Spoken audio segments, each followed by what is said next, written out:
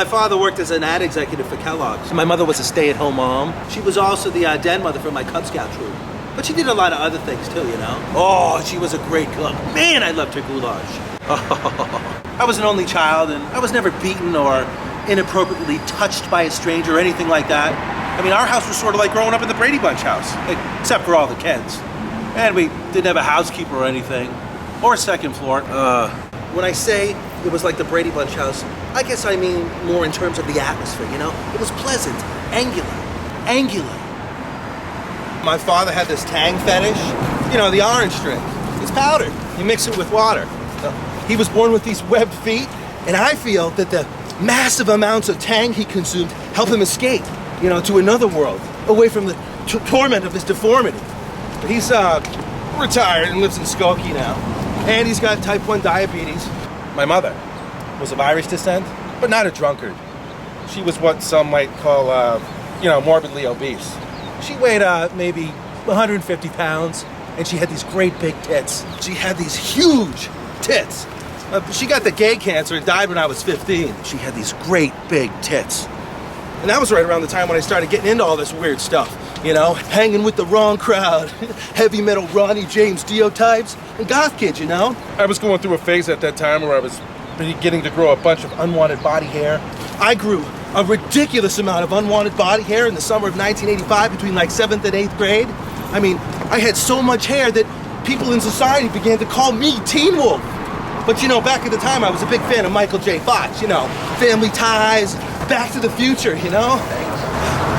This was before he had Parkinson's. Did you know that Hitler had Parkinson's? Huh? I mean, people like us just can't help ourselves, right? I mean, I love drinking, for instance.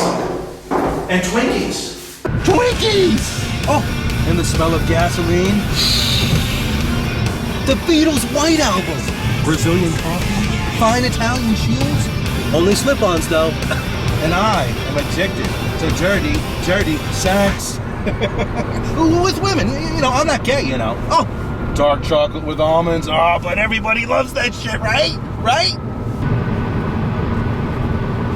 People like us just can't help ourselves, right? From about 1985 through about 1995, I got my thrills, you know, stealing stuff from local stores.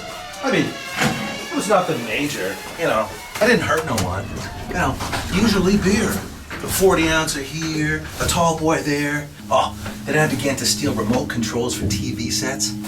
God, I must have had 100 of them. I also began to collect those foam ear bud covers for Sony Walkman headsets. Pretty standard stuff at the time, you know. Pranks and stuff. Kids, growing up.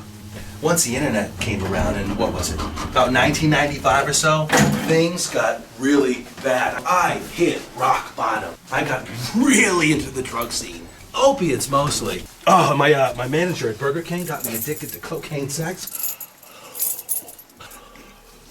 Oh, and snuff films too. I work as a night manager over at Muzzy's on State Street, north side of town.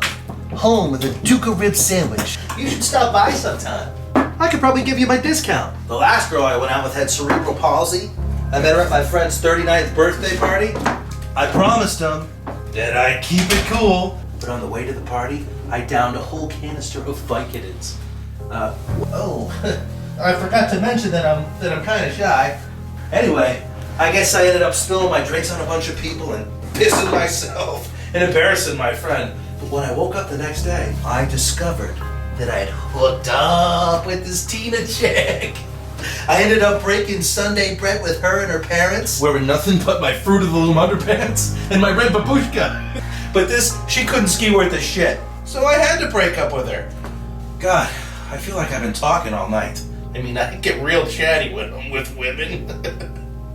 So look, why don't you... Jessica!